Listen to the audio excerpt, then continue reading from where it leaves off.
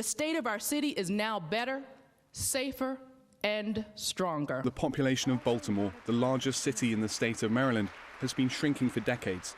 Late 60s, early 70s mainly, jobs started leaving Baltimore. Industry started leaving, going overseas, wherever it ended up. It just wasn't here in Baltimore anymore. But it was also around that time that Richard Nixon decided that he was going to start a war against public enemy number one, drugs. More arrests meant more federal money. You have to show that you have a drug criminal problem. So how do you do that? Through arrest. We went crazy arresting people for crack cocaine because of this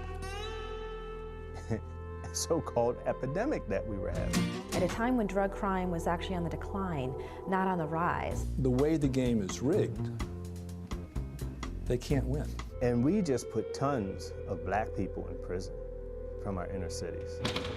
Ungodly numbers. There's so much damage been done that it'll take generations to heal what's happened. We have a school-to-prison pipeline operating in Baltimore. I mean, this is a war, so you're going to have casualties. And the casualties are not bodies on the street, though there are those. It's what's happening to, like, the children. I don't know how much progress is being made because we're not dealing with the root causes. If you lock up a person with a gun, there's a kid coming behind him who's going to pick up that gun. It's an endless cycle.